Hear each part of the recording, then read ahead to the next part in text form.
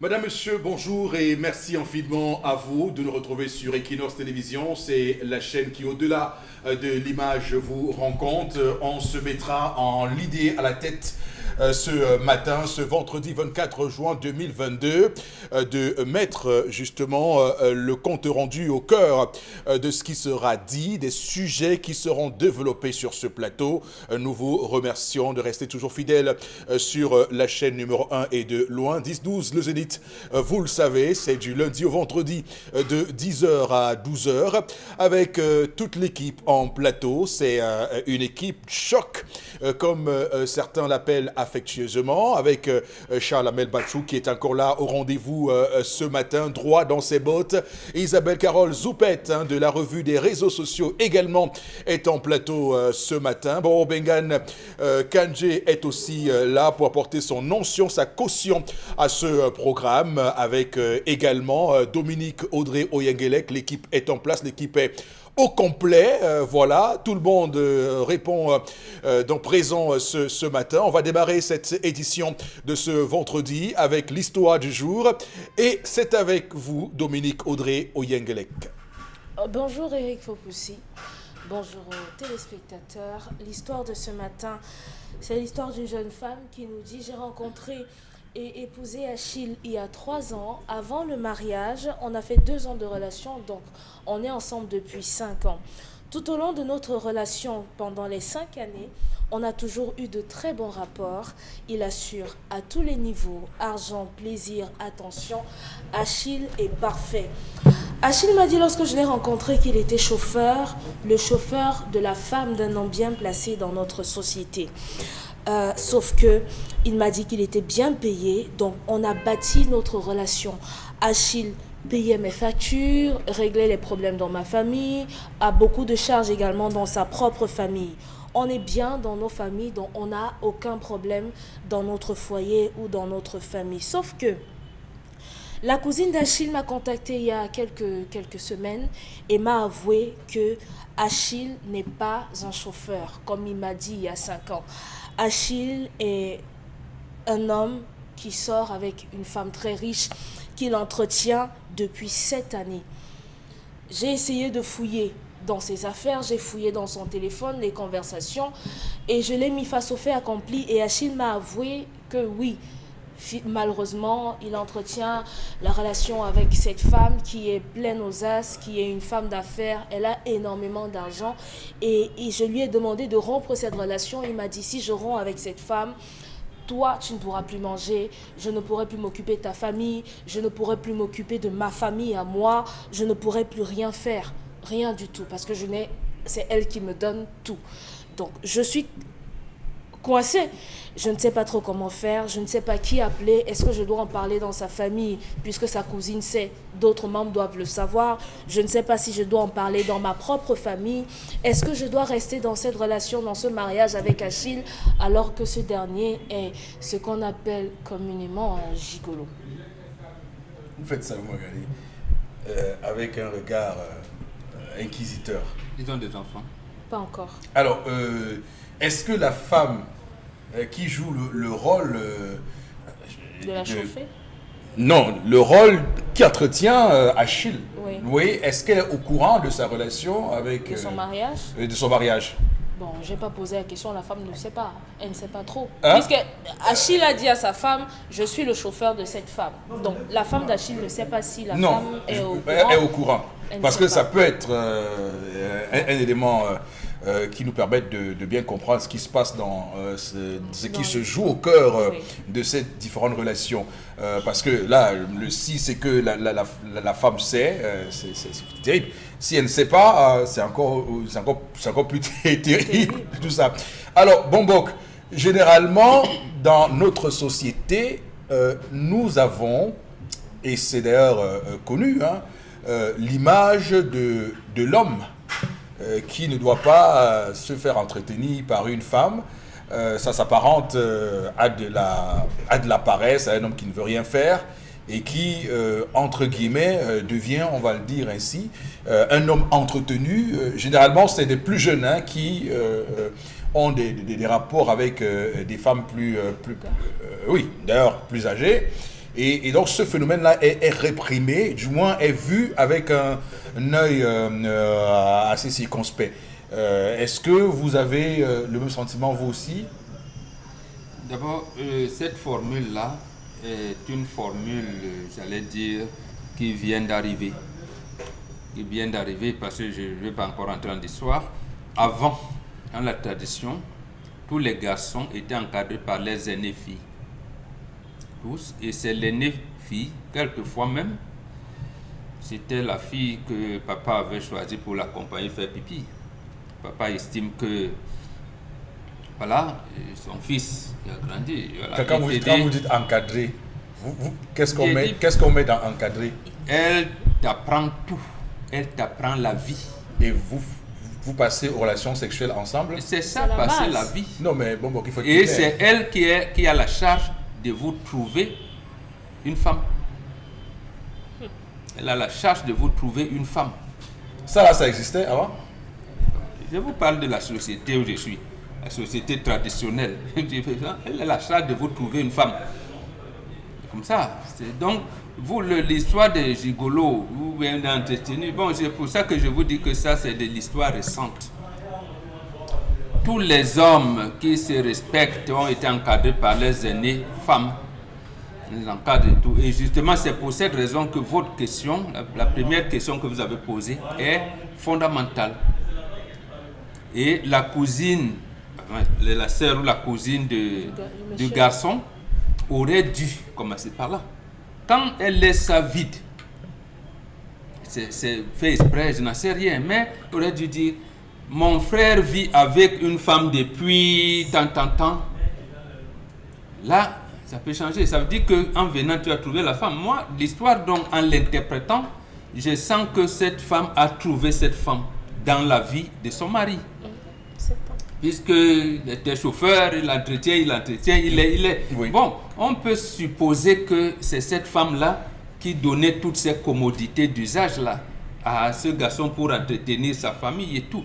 Maintenant, elles sont allées jusqu'où? Ça veut dire que c'est une femme qui n'est pas envahissante. C'est une veuve, je n'en sais rien. C'est une femme à qui la famille a dit qu'elle n'ira pas en mariage. Il y a également les femmes, par exemple, à l'ouest, on appelle les mafos, qui ne vont pas en mariage. Il peut y avoir, non, il y en a. Mais elles ont le droit d'avoir un ou deux hommes qui la réchauffent. Voilà, absolument. Donc, lorsque vous pouvez poser une question, un problème pareil, qui entre dans l'organisation sociétale de l'Afrique, il faut aller au fond. Ne posez pas le problème comme... Mais on va au fond, justement. Oui, tout à fait. J'ai parlé de la sœur qui a raconté, venue dire à sa belle-sœur que quand tu vas là, ton mari, hein, donc oui, mais la femme, comment elle doit se comporter maintenant? Justement, elle dit qu'elle a vu, elle doit rester. Puisque l'autre femme ne l'embête pas. Avec un paresseux? L'autre femme ne l'embête pas. Bon, voilà, c'est paresseux maintenant. Mais c'est un gigolo. Bon, à ce moment, qu'elle parte donc. Oh.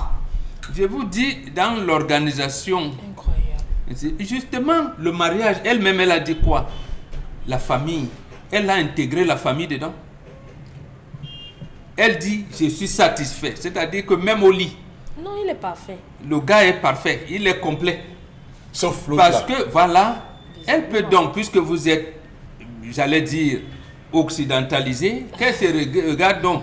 Est-ce que cette femme, c'est une mafo? Si il est possible que cette femme aille en mariage, elle demande au juge de changer le régime matrimonial. S'ils étaient en condition de dire qu'elle est dans un mariage polygamique. Mais si c'est une mafo qui ne va pas en mariage, elle admet que c'est comme ça désormais. Mon mari... Non, qui est un prostitué, non, qui a un travail, échange de services, et puis il a des revenus. L'histoire ne nous dit pas. C'est vrai, il a menti en disant je suis chauffeur, mais est-ce qu'il n'est pas chauffeur là-bas? Il chauffe autre chose, non? Ah non, est-ce qu'il n'est pas chauffeur là-bas? Il n'est pas chauffeur. Il est entretenu par cette femme dont elle vient de découvrir que son mari en fait ne travaille pas. Il travaille, mais il va travailler dans notre genre. Il travaille et se trouve que cette femme n'est pas de alors, Charles Amel, voilà, c'est pas un problème. Isabelle Caron parlera au moment opportun. Voilà, Charles Amel, excusez-moi. Charles Abel, non mais quel est votre avis sur les hommes qui se font entretenir par des femmes plus âgées? Est-ce qu'il n'y a pas une malédiction qu'on tire parce que vous êtes quand même le spécialiste des questions de malédiction. S'il vous plaît, dites entretenus par les femmes âgées ou moins âgées, pas âgées. Non. Entretenus par les femmes. Non, c'est différent. Elle a quel âge? Parce que si tu as une femme qui est moins âgée, c'est autre chose. Elle peut t'entretenir. Mais c'est une relation normale, vous aimez et tout ça. On peut tirer la malédiction de ma fille Dominique quand vous avez par exemple 30 ans et la femme en a 60. Voilà. Elle a atteint la ménopause, donc vous n'avez plus le droit de monter sur une femme pareille. Alors, donc à partir de la ménopause... Oui, et que vous êtes là. Maintenant, si vous êtes... Tu as les 55, elle en a 56, vous pouvez aller. Mais vous êtes dans la trentaine, elle a 60 et tout, vous ne pouvez pas. D'accord. Non, bon, vous êtes 60, c'est différent de 45, hein. La femme ne doit pas être ménopausée. Non, la ménopause, c'est l'âge du garçon qui va vers une femme qui est déjà ménopausée, qui tire un certain âge. C'est interdit. Donc, ça veut donc dire que... C'est interdit. C'est quoi? Vous avez 30 ans. Quel est l'âge minimum? 45 pour la femme, 46, 47? Non, 35 c'est à 40. Vous pouvez dire aussi. Bon. 35. Non, je dis à partir de quel moment c'est interdit pour vous qui avez 30 ans d'avoir une femme? À partir de 40, vous avez 30 ans, elle a 45, 46, 47, quel âge? Oui, à partir de 45, c'est pas... À partir de 45, d'accord. Donc 15 ans d'écart. Oui, Chalamel, est-ce qu'il n'y a pas une malédiction? Bon, pas la question. Maintenant, voilà, je reviens à la question fondamentale. Est-ce que, cette femme qui s'inquiète de ce que fait son mari, elle a raison de s'inquiéter? Je suis un peu perdu. Quelle est la décision que cette femme a prise? Aucune. C'est pour ça que son histoire... Non. Aucune décision. C'est-à-dire quoi? Ne voulant pas partager, elle libère. Or, elle n'a pas l'intention de libérer, elle veut rester. Conséquence, qu'elle nous dise comment définir cette nouvelle forme de polygamie. Je serai prêt à donner mon avis. Non, Chalamel. Non. Oui, mais c'est que... Non, je ne suis pas d'accord. Chalamel, elle dit que son mari entretient une relation. C'est vous qui le dites. C'est vous qui le dites. Lui-même, il a dit oui. Non, elle dit que le gars a menti, qu'il est chauffeur. Quelles sont les conditions dans lesquelles le gars a avoué? Non, le gars, est-ce qu'il est au courant? Oui, elle a confronté le gars. Quelles sont les conditions dans lesquelles le gars a avoué? D'accord, le gars a avoué. Quelles sont les conditions? C'est-à-dire quoi? On a des gars qui ont souvent dit qu'ils sont chauffeurs alors qu'ils n'ont jamais été chauffeurs, ils sont vigiles. On a des gens qui inventent des choses à leur épouse juste pour voir. Il y en a qui sont magistrats et qui sont magistrats, n'ont jamais dit à leur épouse. Ils n'ont jamais rien dit. Alors qu'ils va rouler au port. Ah oui. Donc ici, il est question qu'on définisse le type de polygamie. Elle est dans une polygamie. Maintenant, les expressions entretenues, gigolo, je ne peux pas commenter ça, je suis désolé. Pourquoi? Non, ça n'existe pas chez les bandes. Non, mais est-ce que c'est normal qu'un homme se fasse entretenir par une femme? Qui vous dit qu'il est entretenu par la femme? Lui-même, il a dit. Laissez l'histoire. Qui vous dit qu'il est entretenu par la femme? Vraiment. Donc, vous avez une copine qui vous offre un polo. Vous êtes gigolo. Vous avez une copine qui estime que vous ne devez pas marcher à pied. Elle vous achète un véhicule. Vous êtes gigolo? Vous êtes quoi? Vous êtes quoi? Vous êtes quoi? Vous êtes quoi? Vous avez une copine qui vous achète un slip. Vous êtes gigolo? S'il vous plaît, il faut faire très attention. Bon, à partir de quel moment on devient gigolo? On devient, votre expression, gigolo. Oui, on devient, pour rester dans votre expression, gigolo. Oui. Quelqu'un qui a fait de ça un métier. Voilà. C'est un métier, c'est une profession reconnue. Et dans le terrain, généralement, parfois, c'est des hôtels, parfois, c'est chez ses épouses. Donc, le gars passe une semaine, 2, 3 semaines, il ne se cache pas. C'est connu, vous les voyez même sur les statuts Facebook. Oui, vous les voyez même sur les statuts Facebook.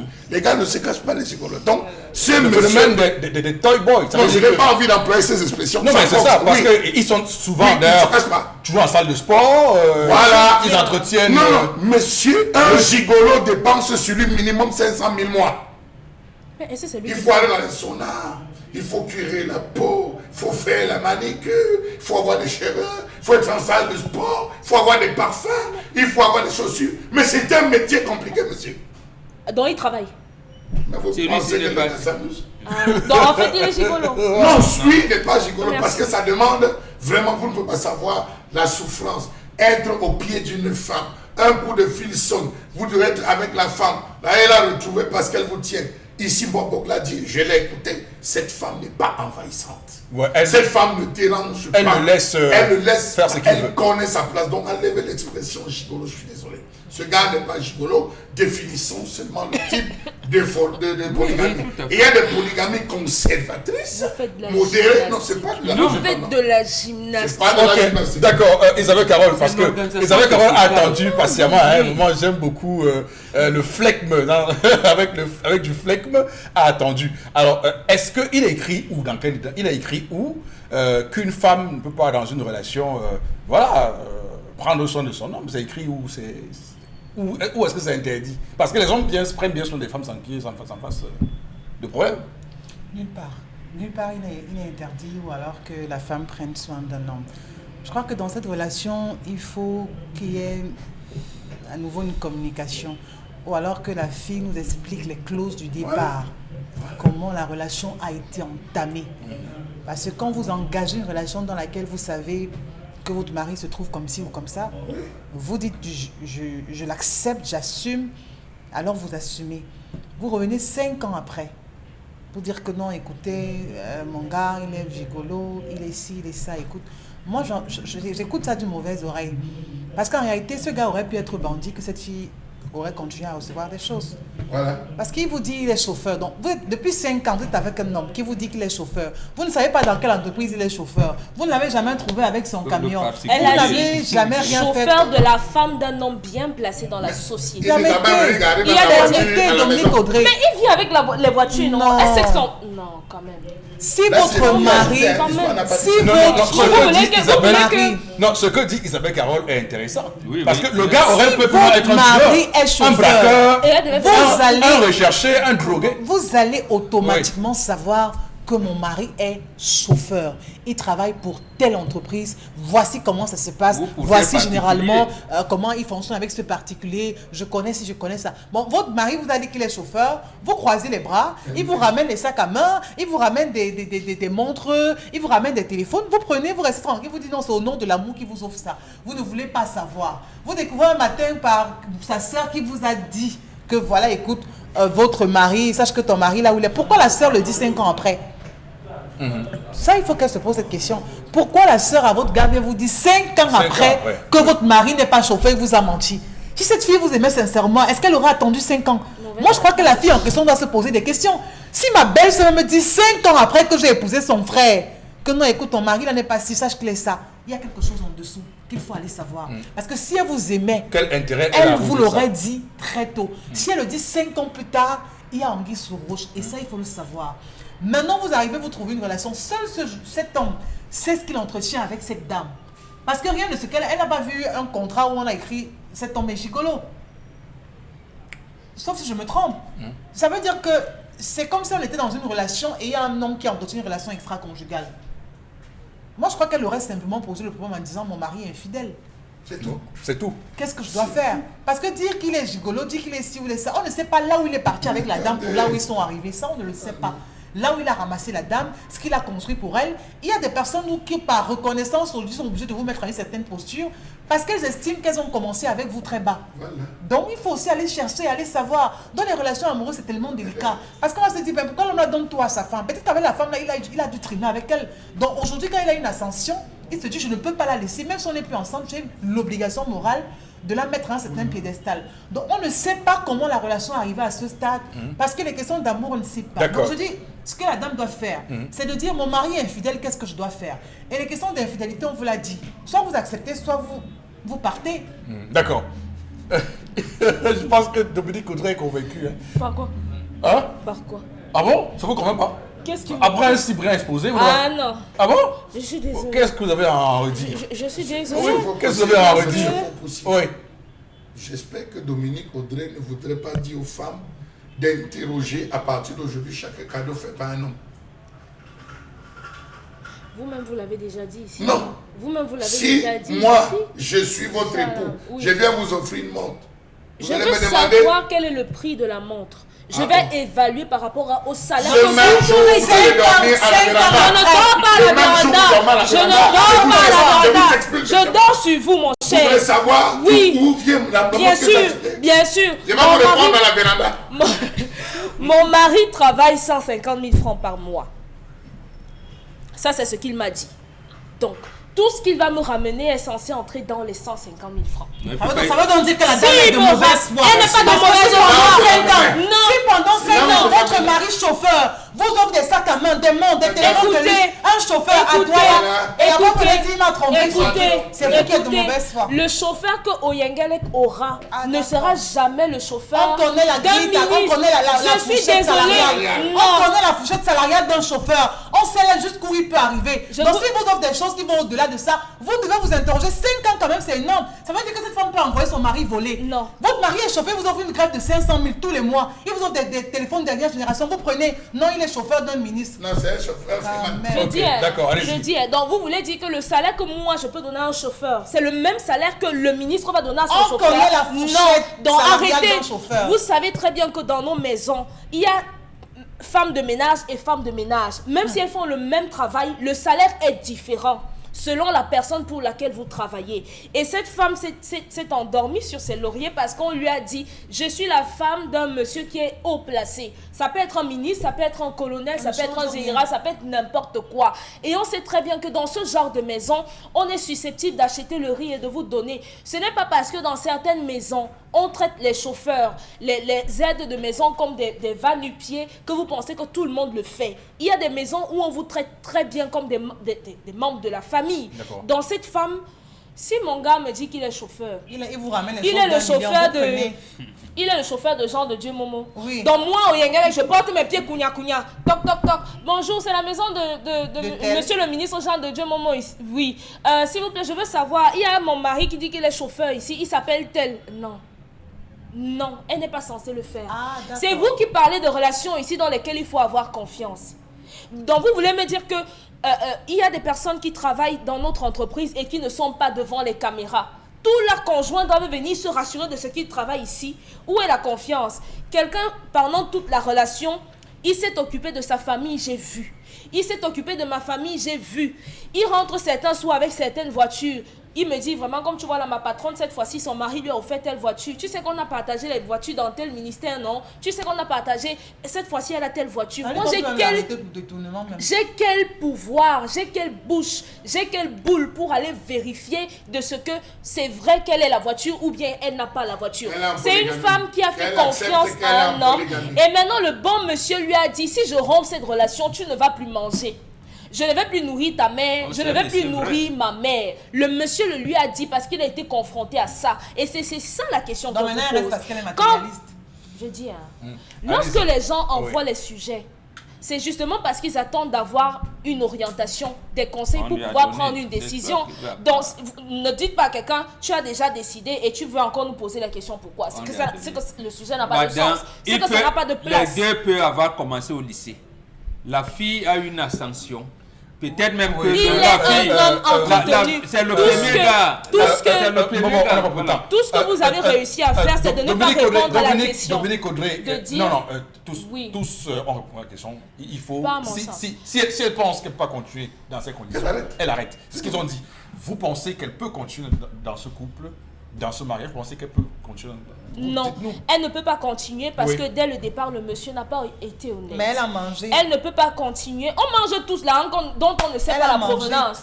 Donc pour Donc, vous, elle si on va interroger la qu'on reçoit, on a quelle preuve pour donc pour vous, vérifier? elle va se séparer de cet homme, c'est ça? Pour vous? Parce qu'il Oui, est c'est un homme qui est méchant. Ma fille D'accord. reste Il là, est vide. tu es déjà dans un Ce n'est mariage pas normal. Ah, ok. D'accord. Ça veut dire qu'aujourd'hui, on nous dit, si votre mari est entretenu par une femme, vous pouvez rester parce que vous êtes dans un foyer polygamique. Non, à aucun moment on ne dit aux hommes, soyez des hommes et assumez vos boules. Soyez des hommes et prenez les responsabilités de votre famille. Comment votre mari peut vous dire, je ne peux pas arrêter d'être le jouet de cette femme parce que tu ne vas plus manger, parce que je ne vais pas. Il est quoi? Isabelle Caro l'a expliqué. Il y a des filles, les gens ils ont commencé ensemble au lycée. Ça ne veut rien dire. Aujourd'hui, il est entretenu. La fille a c'est une ascension.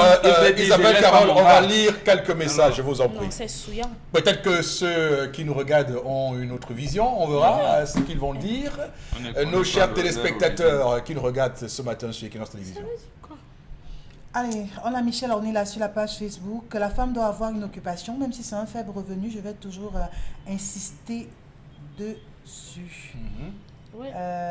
Moi, à la place de cette dame, j'essaierais d'emmener mon mari à avoir un boulot plus normal, car notre stabilité financière, à défaut, dépend uniquement de la satisfaction de cette autre dame.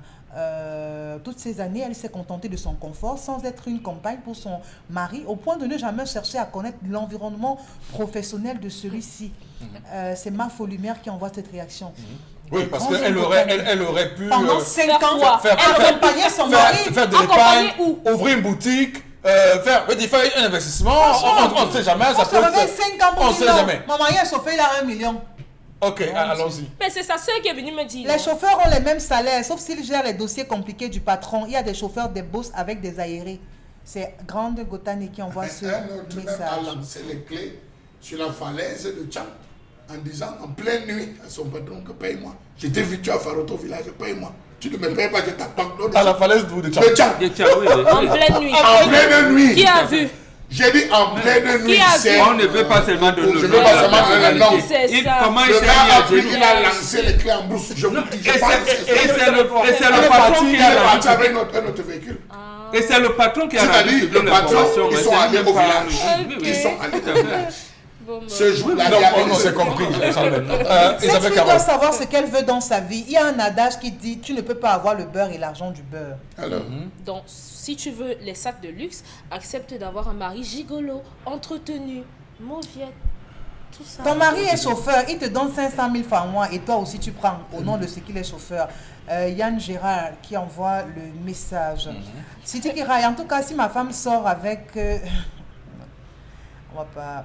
Cherchons l'argent, on débat parce que le gars gère financièrement. Sinon, madame, si vous n'êtes pas pour la polygamie, quittez cette relation. Marcel Singhi. D'accord. Qui va faire la polygamie avec une Merci, femme Marcel. mariée? Ok, merci beaucoup. On va s'arrêter là pour l'histoire. Madame, monsieur, restez avec nous sur Equinox Télévision. Voici la colère de Charles Hamel.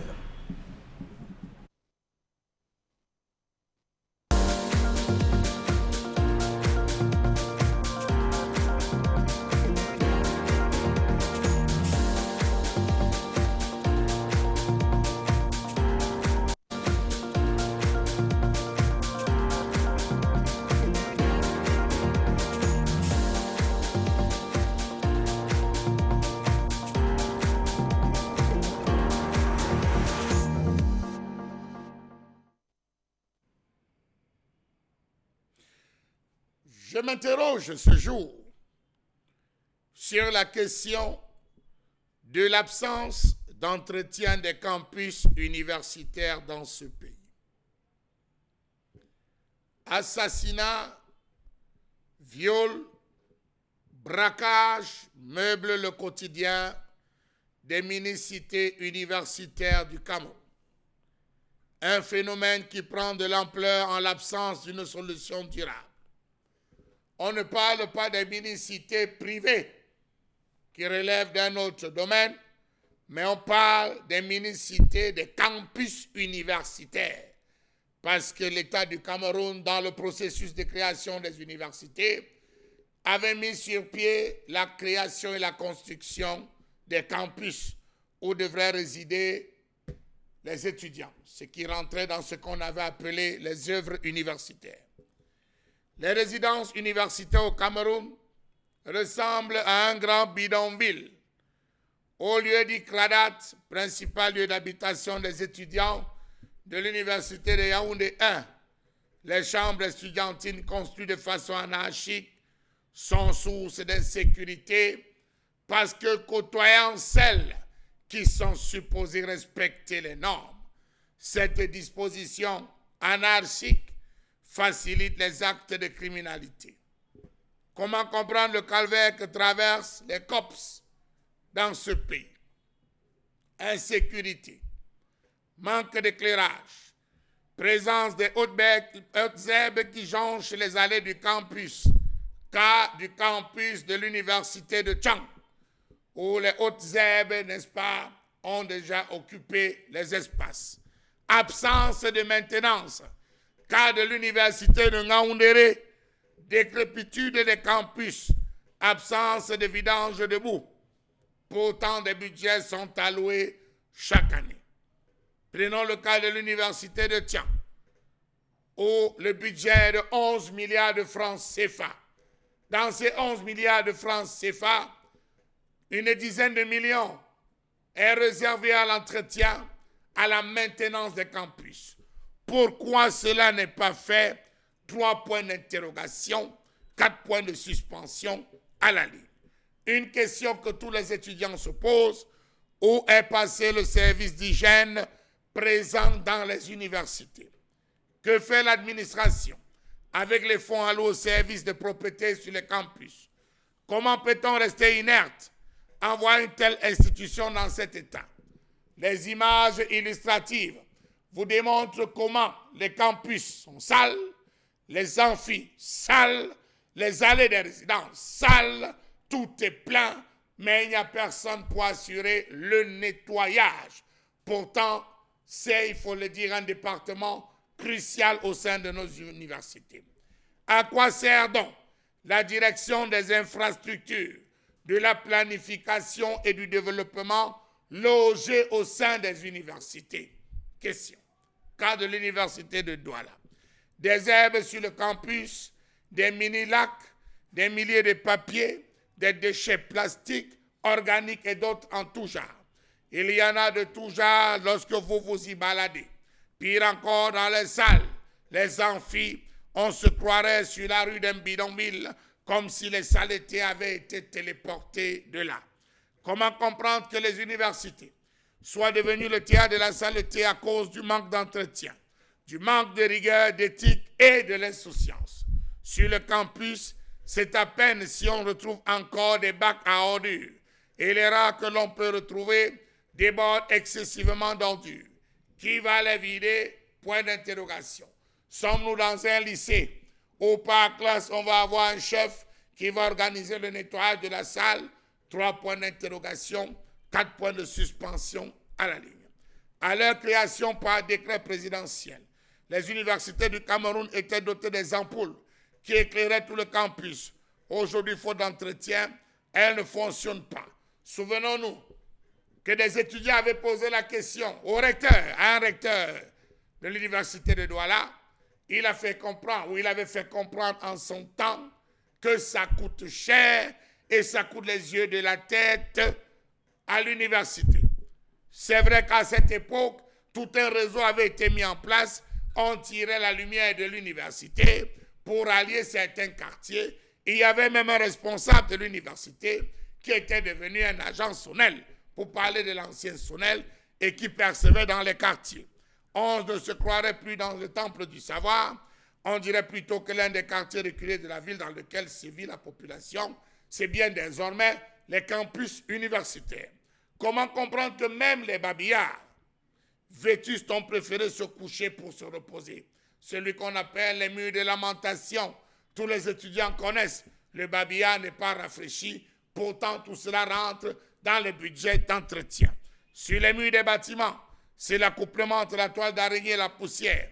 Personne pour nettoyer. La salle de conférence de l'université n'en est pas épargnée, même si à l'université de Tian, on veut louer désormais ces salles aux étudiants. Les étudiants n'ont plus accès à l'eau au campus parce qu'un tuyau de 150 francs s'est coupé à l'amphi. Voilà donc les amphis. Voilà donc les campus qui sont abandonnés. Chacun se débrouille comme il faut. On nous parle désormais du nouveau système implémenté par l'entreprise distributrice d'énergie dans les campus. Était ça ce qui avait été pensé par le chef de l'État? Dans tous les cas, avant de se coucher à l'université ou dans les campus universitaires, les étudiants regardent sous le lit pour ne pas être sûrs qu'ils passeront la nuit avec une vipère ou un mamba vert. Charles. Alors, il y a un livre que je voudrais évidemment convoquer pour qu'on commente cette colère de Charles Hamel. Le livre est intitulé Cameroun, combat pour mon pays. Le livre est écrit par le professeur Edzoa, qui est l'ancien ministre de l'enseignement supérieur au Cameroun.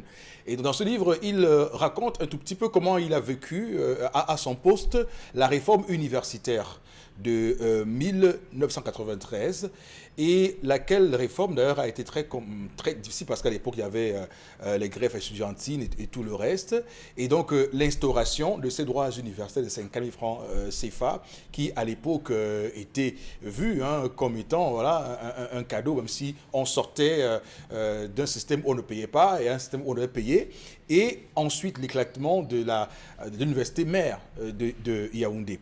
Et donc aujourd'hui, quand on jette un regard voilà, sur cette loi de 93, sur cette réforme universitaire de 93, il est quand même intéressant de voir que de nombreux enseignants ont fait le commentaire selon lequel, d'ailleurs, un d'entre eux, qui estime que les droits universitaires de 50 000 francs CFA, en réalité, c'est un forfait. Parce que s'il fallait, les 50 000, c'est ce qu'il dit, les 50 000 ne suffisent pas à prendre en charge une université, du moins ses charges, comme vous dites ce matin. Et donc, il estimait qu'au lieu de faire ce choix, de dire aux Camerounais de payer 50 000, l'État ferait mieux d'augmenter et de ne plus faire ce qu'on appelle l'université au rabais.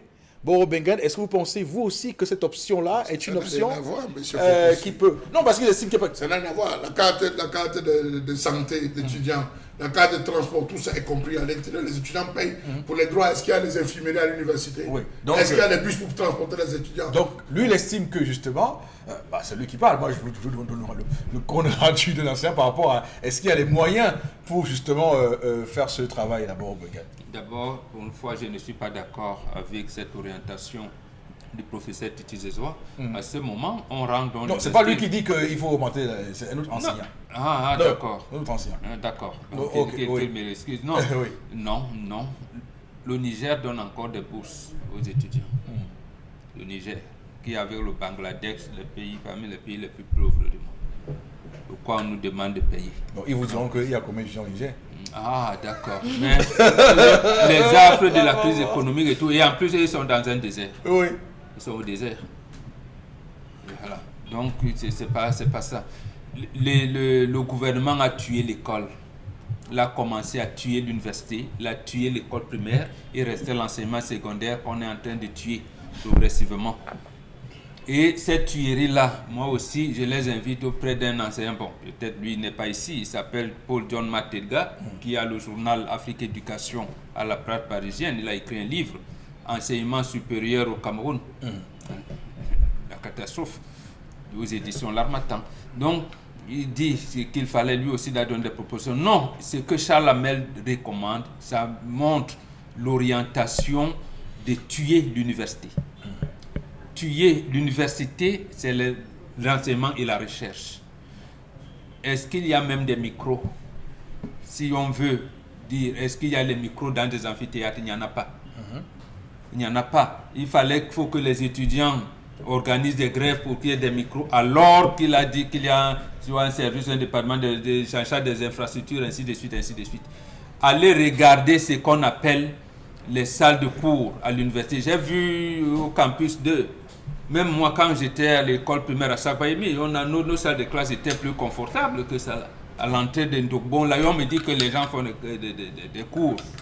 Avec des éminents professeurs agrégés vous voyez des salles qu'on a, même dans les lycées, qui suffoquent à grosses gouttes de sueur. Hein. Et dans ce campus, moi, quand je suis revenu, j'ai dit à mon petit frère au village que bon, peut-être qu'il faut m'acheter des chiens ici. Parce que je suis sûr que je vais attraper les porcs-épics et les hérissons. Au campus d'Andobon, je dis, ça m'a rappelé l'image du village.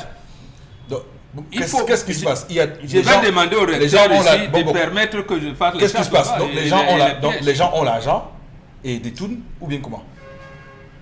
L'université, comme l'hôpital, on lui a assigné les missions des entreprises. Comment on peut demander à une université de faire les chiffres de 50 milliards? On lui dit, voici 500 millions, plus les frais, plus les ils gèrent. En fin d'année, tu dois nous donner 50 milliards. Ce n'est pas possible. C'est pas des... Oui, c'est parce qu'ils disent. Ils disent pourtant que malheureusement, il y a une subvention de l'État sur les 50 000 qu'on paye là. C'est faux. Je vous dis justement, comme c'est une vache à lait, les postes de nomination là-bas, parce qu'eux aussi terrorisent leurs collaborateurs. Ils pouvaient donc partir de ça, faire des orientations ici et ça, pour gérer cet argent. Les services, les campus universitaires devraient être, comment je vais dire ça, l'excellence même. Parce que le travail manuel qu'on fait au lycée, au collège, justement, où on apprend la fille, que vous soyez l'enfant d'un ministre ou d'un opérateur économique, on ramasse les ordures, on défriche, on apprend à faire un certain nombre de choses. Et à l'université, on estime que vous êtes déjà des cadres. Donc vous devez trouver un cadre approprié.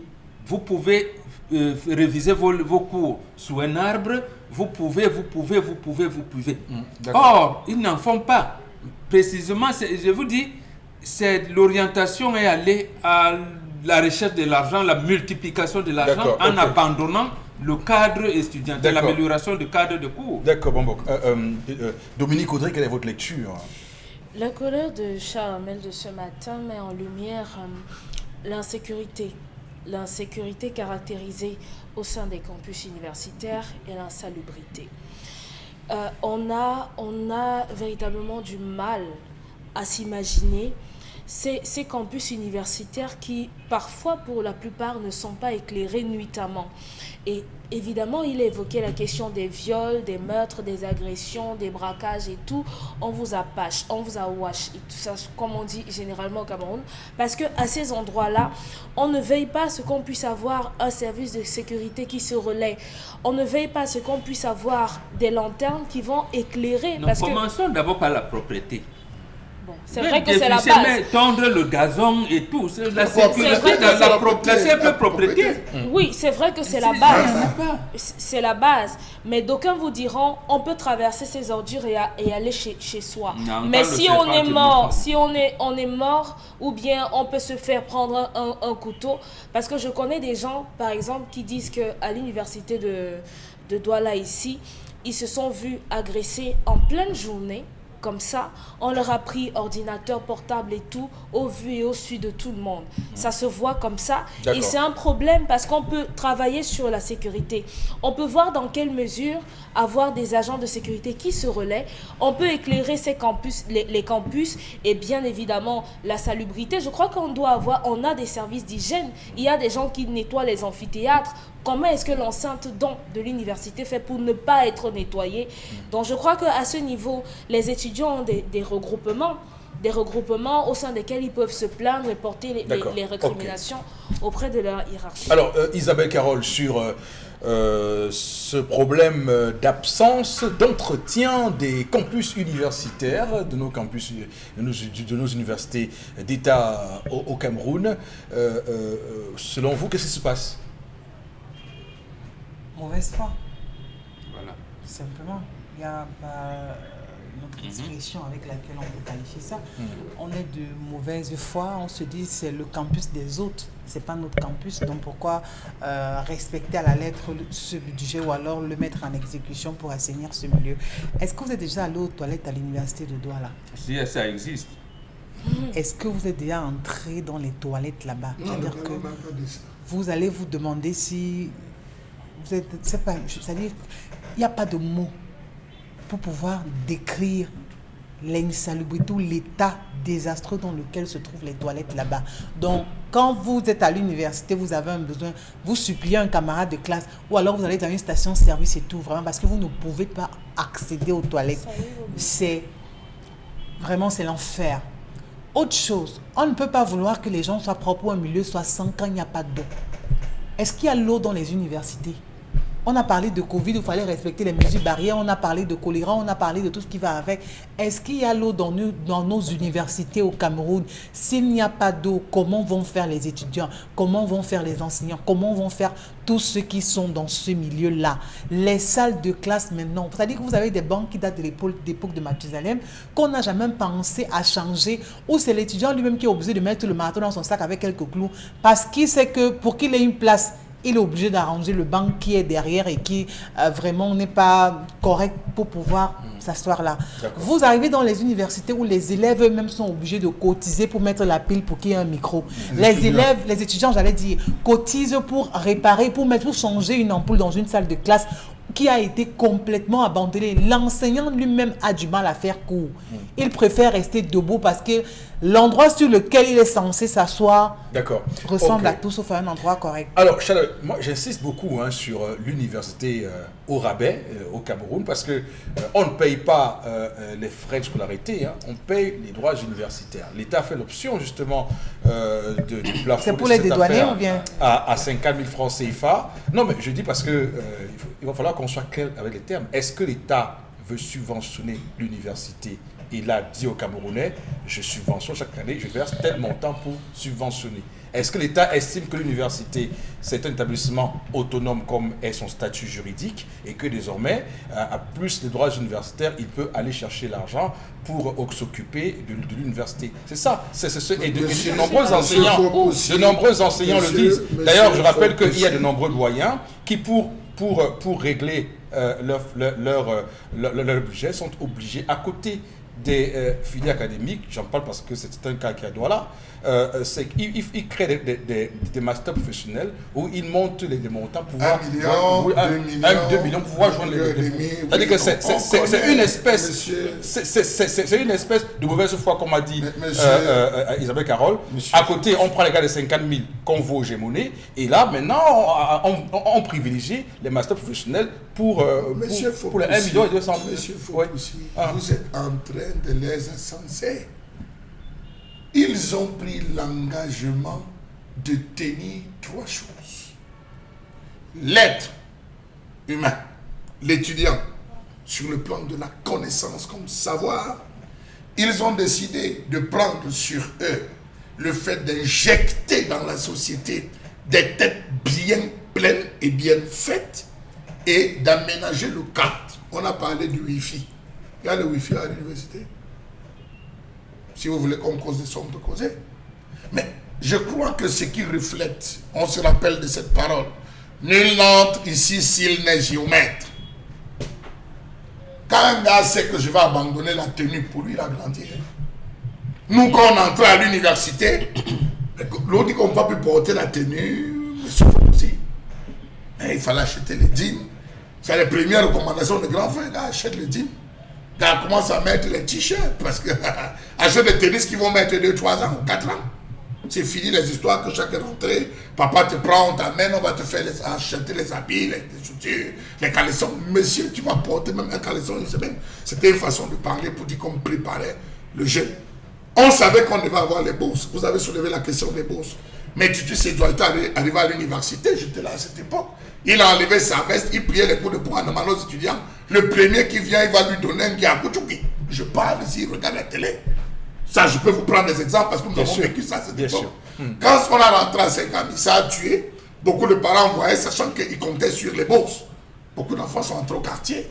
Et je peux vous dire que ceux qui sont allés au quartier ont réussi plus que ceux qui sont allés à l'école. Ça, je peux vous dire aussi. C'est cette autre vérité.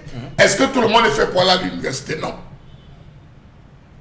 En Allemagne, dans tous les pays d'Europe, il y a ceux qu'on oriente vers les formations professionnelles et ceux qu'on envoie à l'université. On peut arriver à ce niveau au niveau du Cameroun. Mais pourquoi il faut absolument université? Non, absolument. Non, c'est grave. Parce que département pour la communication, monsieur Douara. Niveau 1, ils sont 1500. Allez voir, est-ce qu'ils sont nombreux? Bon. Allez voir, ils sont ils sont 1500. Alors, combien d'amphis de 1500 avons-nous à l'université de Douala? Bon, voilà. Alors, comment donc ces amphis sont entretenus? C'est là le problème, le véritable problème. Nous avons un expert qui est arrivé il n'y a pas longtemps à l'université à Yaoundé. Il venait entretenir les étudiants sur une question. propre au patrimoine. Le gars arrive, il regarde le bâtiment, la salle où il va faire cours. Il a éternué 4 fois. À cause de quoi? Moisissure, poussière, toile d'araignée. Il est sorti, il est parti. Comment un étudiant peut recevoir un cours dans une salle sale? Pas ventilé, pas climatisé. À Douala. Même à Yaoundé. C'est Ouais, c'est éclairé. beau. Même à Yaoundé. Il fait quand même un peu froid. Ça peut quand même. On va dire. Il y a un argent qui est débloqué et qui fait le bonheur De certains. Non, de certains, qui fait le bonheur de certains. Voilà. Les gars ne prennent pas sur eux, on abandonne. Lorsqu'on sait qu'il y aura un événement crucial ou qui va demander la présence du ministre de l'enseignement supérieur ou du ministre du Travail, on peint, on nettoie, on badigeonne, on sectionne la partie. Mais arrêtons un peu ça dans ce pays. Arrêtons un peu ça dans ce pays. Donnons au moins envie, c'est comme la maternité, donnons un peu envie aux gens de rêver. Quand vous passez à l'université, vraiment, si vous n'êtes pas là à l'école jusqu'à ce stade, il faudrait qu'en traversant l'université, vous avez un petit regret. Qu'on crée ce petit regret, mais c'est tellement pas le cas. Moi, je suis plutôt content de n'y être C'est ce que la parler. C'est des Moi, je suis content de n'y être Scolas, parler. ça veut dire que l'endroit fermé, c'est vraiment l'élite. C'est ça en réalité. Vous l'avez dit, nul dans les 6, les cryptos. Monsieur, il faut que Platon. la question que vous avez posée Oui. en une seconde. Oui. Non? Dans une université, on doit être à mesure de payer les chercheurs qui se sont engagés dans ce qu'on appelle la recherche fondamentale. C'est-à-dire que vous cherchez, vous n'êtes pas obligé de trouver. Mais on vous paye pour cela. Est-ce qu'on peut le faire? Est-ce que l'université camerounaise a intégré les banques dans le procédé de formation? D'accord. En fait, là, c'est le gouvernement qui aurait dû le faire. Rien du tout. Alors, on va lire quelques messages. Isabelle Carole Zoupet sur cette question de l'entretien. J'imagine qu'il y a de nombreuses personnes qui vont évidemment nous faire des témoignages de ce qu'elles vivent dans nos universités. Anna Sandy, 1500 veut dire 1500 places. Moi, je ne suis pas sûre que l'amphi 501 de Ngoa et qu'elle est à 500 places. Il y a l'amphi 700 qui prend près de 2000 étudiants. Vous parlez de quoi? Oui. On se serrait là-bas, on arrivait là-bas à 3 heures du matin. Nous, on prenait On s'assoit à avec 3 le heures. On s'assied pour attendre le professeur qui va arriver à 10 heures. On s'assoit à même le sol. Mais oui. Cathy Atundem, l'insalubrité, c'est la magie en fac science, la poubelle de partout. Allez voir les portes de 502, les termites ont déjà fini avec. Je suis d'accord. Oui. Mégaphone, les gestionnaires camerounais se comportent comme des étrangers dans leur propre pays. Bête à même les Canadiens qui avaient le centre de Douala. Trop de désavantages. Et ils étaient étrangers, mais c'était bien. Je me rappelle du calvaire qu'on vivait par manque de ventilateurs, de micros, de baffes. Néanmoins, allez voir comment certaines écoles sont bien. Bon, la personne a cité les universités privées. Privé. Oui, privé ou privé, quand vous allez. On est dans le public ici. J'allais citer une université privée. Ça m'aurait été. Laissez seulement, Heureusement que Angoisse, je me suis c'est la arrêté. magie. Obligé de rentrer pour te mettre à l'aise et retourner à l'école. Même pas de toilettes publiques aux environs. C'est Anna Sandy Angoisse. qui... Oui, c'est quand Ah, même. voilà. Maintenant, il y a notre business qui est né. On prend un pagne, on tente pour les filles qui veulent faire pipi en saut. Donc vous allez là-bas rapidement, vous mettez à l'aise. Il y a un gars qui gère ça, il transporte, il va verser. Oui, Oui, oui. dans certains amphis. C'est un business. C'est un business qui s'est développé dans l'université, dans les amphis. Nous avons les conditions que nous méritons. De mon temps, on arrêtait tout quand quelque chose allait de travers. Même le petit déjeuner, avant la fin de la journée, tout était réglé. Non, c'est clair que ce qui se passe, c'est qu'on n'a pas suffisamment préparé, et ça, il faut le dire, hein, la croissance démographique du Cameroun. Et c'est ça le problème, c'est que nos dirigeants n'ont pas planifié. C'est pas nous, non. Non, Aïe, quand je vous dites l'avais nous, fait. non, mais je parle de... Aïe, je savais qu'à l'horizon 2000. Ça l'avait Non, mais pas ça trop- va. On devait être à 40 millions en 2025. Les gouvernants. Ouais, quand il dit ça, nous, c'est une façon de faire l'inclusion. Cathy Atodem, pardon, il y a combien d'étudiants dans une filière comme la géographie? Seulement niveau 1. Faites seulement 50 000 fois 3 fois 30 000 étudiants du niveau 1 et dire que les 50 000 sont insignifiants. Mon pauvre pays, dit-elle. L'université de Yaoundé 1, c'est Dieu qui nous garde. On vend le vin blanc devant les amphis, les micros, les baffles c'est bon. de retransmission sont catastrophiques. On dirait Radio Cassette, Dimitri Jordan qui... On appelait, Je vais ce demander un message. agrément pour venir faire la chasse On là-bas. appelait ok, un dernier message. Adam Smith, même certaines universités aux États-Unis ne sont pas dans le top 10. Je ne discute avec personne. C'est ça. C'est Adam Smith. D'accord, merci beaucoup. Madame, monsieur, on va donc s'arrêter là pour cette première partie de l'émission. Restez avec nous.